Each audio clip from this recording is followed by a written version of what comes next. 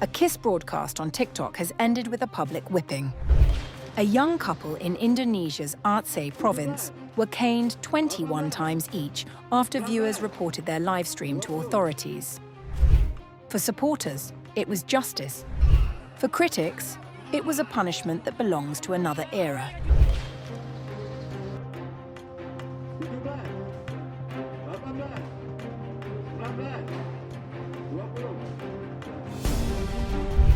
A kiss caught on a TikTok livestream has ended with two young people whipped in public, reigniting debate over Indonesia's only province governed by Islamic law. On July 2nd, a 22-year-old man and a 25-year-old woman were caned 21 times each in Banda Aceh after a Sharia court found them guilty of violating the province's morality code. The pair had filmed themselves inside a car back in March. Once the clip spread online, residents reported them to the Sharia police, and by April, authorities were already building a case. The trigger was their live stream on TikTok while engaging in immoral acts in the car. This sparked criticism from netizens and local residents, who then reported them to the authorities. They had already spent 4 months behind bars by the time they were led out for punishment. A stretch in custody that ultimately shaved their sentence down from 25 lashes to 21. Aceh sits apart from the rest of Indonesia. Granted the right to enforce its own Islamic criminal code back in 2005, as part of a deal to end a long-running separatist conflict, it remains the only province in the country where offences like premarital intimacy, gambling and adultery can still draw the cane, with penalties running as high as 100 lashes. For some who watched the punishment unfold, it was less about the couple and more about the message. In my opinion, this caning is entirely justified because it serves as a warning to other Aceh residents to be more careful when using social media. Rights groups have taken a very different view. Amnesty International Indonesia has repeatedly condemned public caning as cruel and degrading, and campaigners point out that Indonesia has signed international treaties banning such punishment altogether.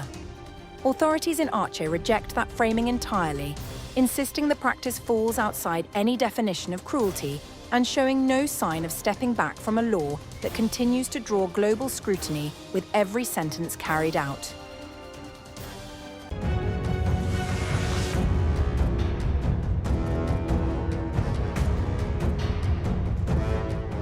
Saudi Arabia has executed 2 Shia citizens in the kingdom's eastern province after convicting them on terrorism-related charges, in a move likely to renew scrutiny of Riyadh's treatment of its Shia minority and use of the death penalty.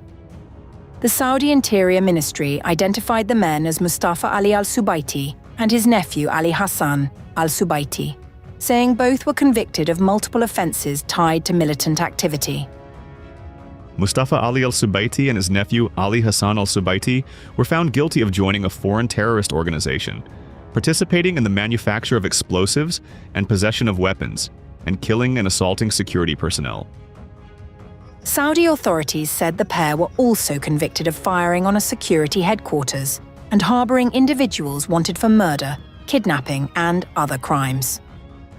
Ali Hassan al-Subaiti was arrested in 2017 at age 18 and was 27 at the time of his execution, making him one of the youngest people executed by the kingdom in recent years, according to UK-based rights group Sanad.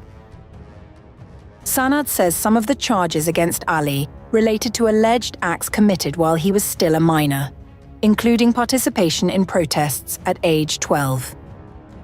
Saudi Arabia's eastern province, home to much of the kingdom's Shia minority, has seen periodic unrest since the 2011 Arab Spring protests, with demonstrators accusing the Sunni-led government of systemic discrimination, an allegation Riyadh denies.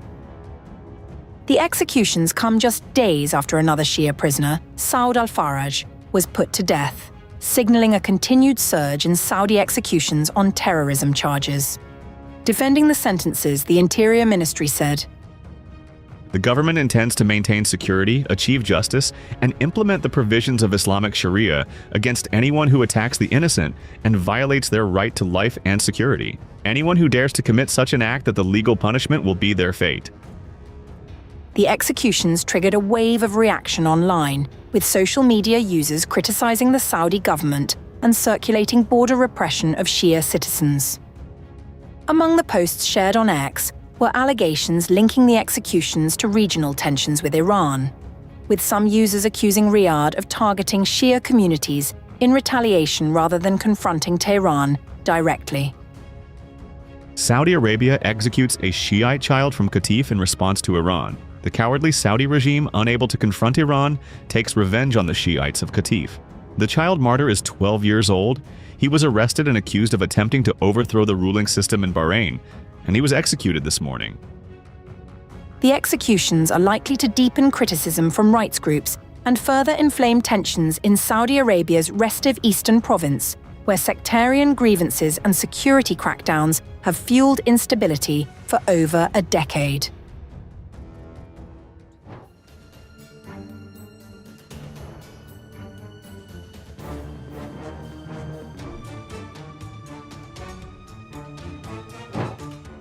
Saudi Arabia has announced the execution of Saud al-Faraj, a 42-year-old Shia businessman from Qatif, over his participation in anti-government protests 15 years ago. The Interior Ministry announced his death following a royal order approving the execution, saying it reflected the kingdom's commitment to maintaining security and achieving justice. The Ministry of Interior, in announcing this, affirms to all the commitment of the government of the Kingdom of Saudi Arabia to maintaining security, achieving justice, and implementing the rulings of Islamic Sharia against anyone who transgresses against the innocent and violates their right to life and security. Al-Faraj had long maintained his innocence, telling authorities he was tortured into a confession, moved by wheelchair between interrogation sessions, and held in solitary confinement for 21 months. Al-Faraj was one of hundreds of Saudis who took to the streets during the 2011 Arab Spring, demanding reform in a kingdom where the Shia minority in Qatif has long complained of discrimination. It is no coincidence that the last 2 years of war in the Middle East have seen the Saudi regime executing more people than ever before. While the world's attention is elsewhere, the Crown Prince is killing off his critics. Al-Faraj's case is not an outlier, it is a pattern. In October 2025, Abdullah al-Darazi was put to death for protest-related activity he was accused of carrying out at the age of 17. It was the second execution of a child offender in 2 months. Saudi Arabia had promised in 2020 to end the death penalty for juvenile convicts. That promise has since been broken multiple times. Rights group ALQS documented that al-Darazi was held without a lawyer until his trial had already begun, beaten and burned during interrogation, and that his family only learned of his execution through the media. Furthermore, Saudi Arabia executed 345 people in 2024, the highest figure ever recorded, and broke that record again in 2025 with 340 executions in a single year. The majority were for drug-related offences. Many involved foreign nationals were denied translators, lawyers, or consular access. And through it all, Washington and MBS's dear friend Donald have said little. Rights groups and analysts have long pointed to a familiar calculation. Arms deals, oil, and counter-terrorism cooperation consistently outweigh any public pressure on Riyadh over human rights. Saudi Arabia was appointed to chair the UN Commission on the Status of Women in 2025 and awarded the 2034 FIFA World Cup, both without meaningful international objection. While a state majority like Iran deserves to be put in place for how it treats dissent, Washington has maintained silence over the long alleged history of human rights abuses in Saudi Arabia. For Saud al-Faraj, who spent years insisting he had done nothing more than join a protest, none of that silence was abstract. It was a death sentence.